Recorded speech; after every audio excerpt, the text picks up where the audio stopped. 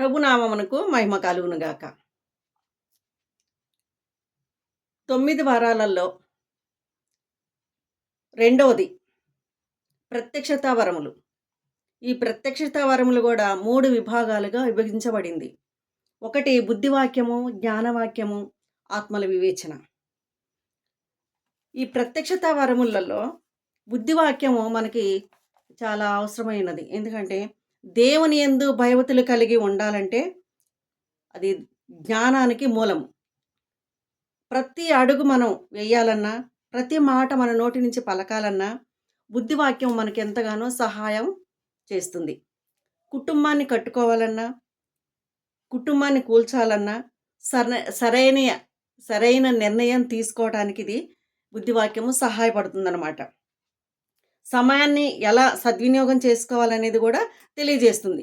సామెతల గ్రంథం 12వ అధ్యాయం 25వ వచనములో దయగలిగిన మాటలు, దయగలిగిన మాటలు, ఆ మాటలు మనం మరి గట్టిగా పట్టుకోవాలన్నమాట. సామెతలు అదే 25వ అధ్యాయము 11వ వచనములో సమయోచితమైన పలుకుబడిన మాట అన్నమాట.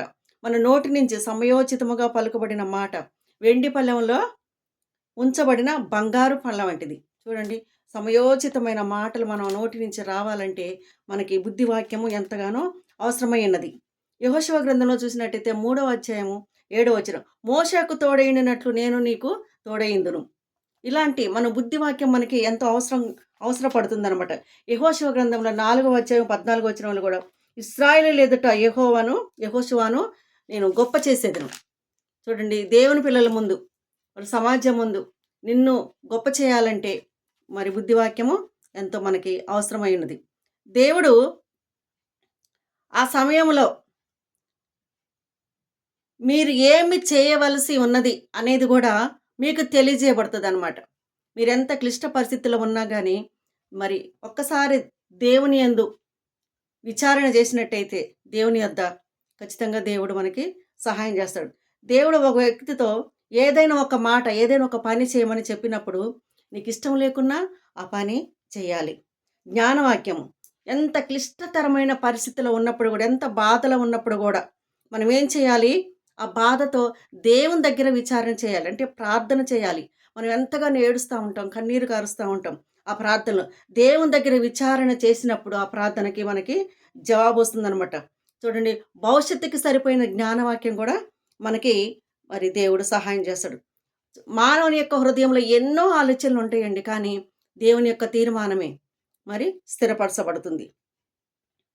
ప్రార్థనలో వాక్యములో మనం అధికముగా మనం ఎదగాలి అంటే వాక్యాన్ని చదవాలన్నమాట.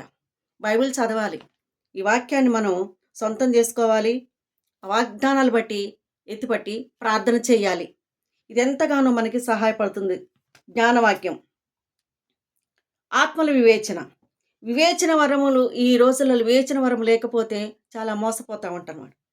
చాలా మోసపోతాం. సాతాను మాట్లాడుతుందా, దేవుడు మాట్లాడుతుందా అని కొన్ని సమయాల్లో మానవుని యొక్క ఆత్మ కూడా పనిచేస్తూ ఉంటుందన్నమాట. ప్రతి ఆత్మకు ఒక పేరు అనేది ఉంటుంది. దేవుని యొక్క ఆత్మ, సాతాని ఆత్మ, మానవునికి ఆత్మ, అలాగ పరిశుద్ధాత్మ, ఇలాగా ఒక్కొక్క ఆత్మకు ఒక్కొక్క పేరు కలిగి ఉంటుందన్నమాట. ఈ వివేచన ఆత్మ పనిచేస్తున్నప్పుడు మనం చాలా పరిశుద్ధత కలిగి ఉండాలన్నమాట.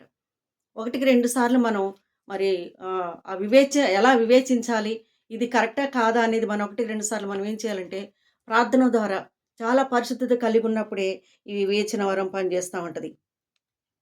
చూడండి, మనకి ఏదైనా ఒక పని అప్పచెప్పాలన్నా, ఒక పని చేయాలన్నా, మరి సేవలో కానీ, మరి కుటుంబం కట్టుకునే విషయంలో కానీ, ఇంకా ఇంకా దేవుని పనిలో ముందుకు సాగిపోవటానికి కానీ, ఇంకా నువ్వే పనైనా చేయాలని ప్రారంభించినా కానీ ఆ పనిలో వివేచన కలిగి ఉండాలన్నమాట. వివేచన ఆత్మ ఎంతో మనకి సహాయం చేస్తూ ఉంటుంది అనమాట. ఇది చేయాలన్నా వద్దా, ఒక అడుగు ముందుకు వేయాలన్నా వద్దా అనేది దేవుని యొక్క ఆత్మ మనలో ఉండి మనతో దేవుడు మాట్లాడుతూ ఉంటాడు. ఈ వివేచన, ఆత్మల వివేచన వరము కలిగి ఉండాలి. ఈ రోజులలో మనం ఎంతగానో మరి ప్రార్థన ఉన్నట్టయితే, పరిశుద్ధత కలిగి ఉన్నట్టయితే కనుక మరి ఇటువంటి ఆత్మని మనం పొందుకోవచ్చు. జ్ఞానవాక్యము, బుద్ధివాక్యము ఇవన్నీ కూడా మనం సొంతం చేసుకోవచ్చు. మనకి, మన కుటుంబాలకి, మన పిల్లలకి, మన భవిష్యత్తుకి ఎంతగానో సహాయపడతా ఉంటుంది అన్నమాట.